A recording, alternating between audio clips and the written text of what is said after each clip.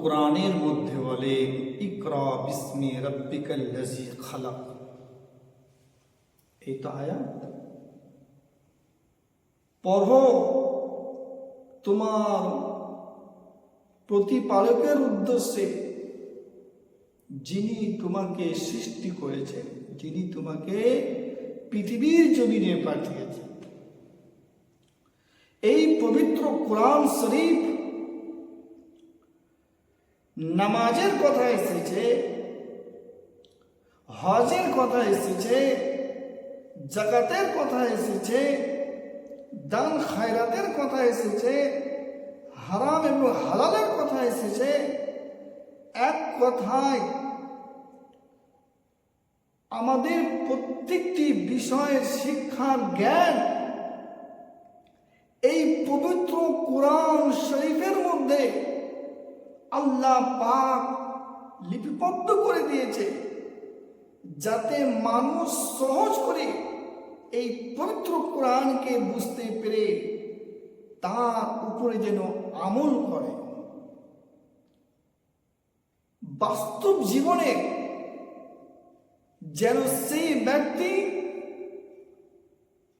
পৃথিবীর জমিনে যতদিন তার হায়াত আল্লাহ পাক রেখেছেন, সে হায়াতটুকু যেন এই কোরআনের প্রতি আমল করে, হাদিসের প্রতি আমল করে নিজের জীবনকে সুন্দর করে সাজিয়ে তার গন্তব্য স্থানে যেন পৌঁছাতে পারে। তাই মহান রাব্বুল আলামিন নামাজ পড়ার আগে, হজ করার পূর্বে, যাকাত দেওয়ার পূর্বে, দান খায়রাত করার পূর্বে, সমস্ত ইবাদত বন্দি করার পূর্বে আল্লাহ রাব্বুল ইজ্জাত বলছেন, তুমি আগে পড়ো, তুমি আগে জানো, তুমি আগে ইলম হাসিল করো, তুমি জ্ঞানকে আগে নিজের অন্তরের মধ্যে প্রবেশ করো, তাহলেই তুমি তোমার পক্ষে কোরআনের প্রতি আমল করা সহজ হবে, হাদিসের প্রতি আমল করা সহজ হবে। যদি আপনি যদি আগে কোরআনকে যদি না বুঝি, হাদিসকে যদি আমরা না বুঝি, তাহলে আমাদের জীবনে প্রত্যেকটি বিষয় মনে হবে কঠিন।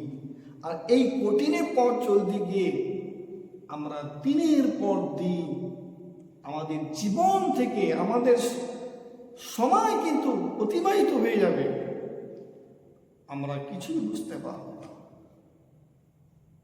দেখবেন গভীর রাত্রে সবাই যখন ঘুমিয়ে থাকে,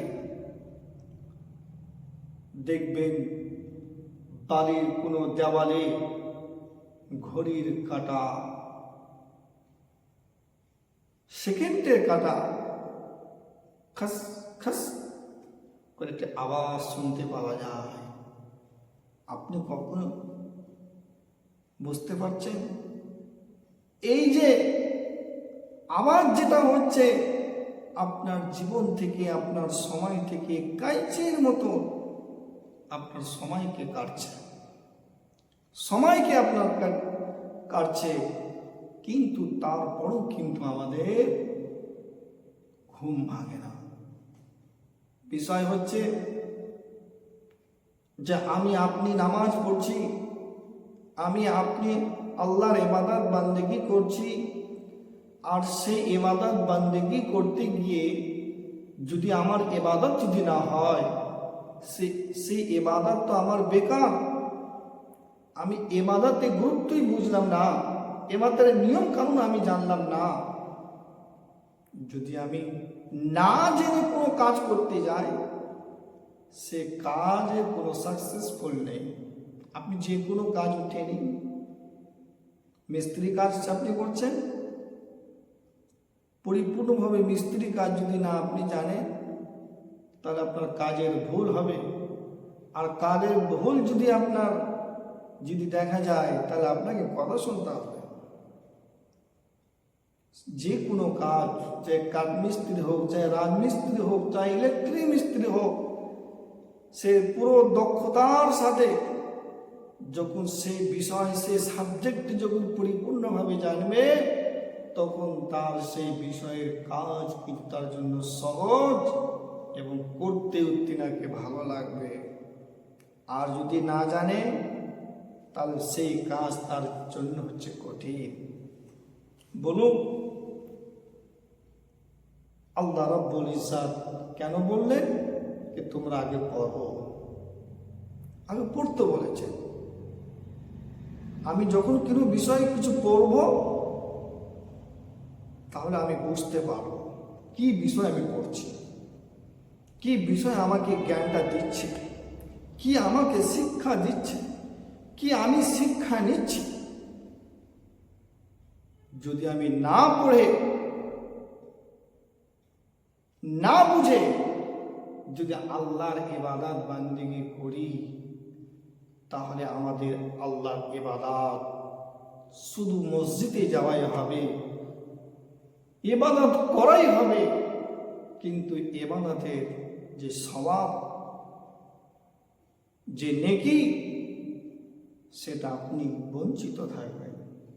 আল্লাহু আ'লাম। বাকি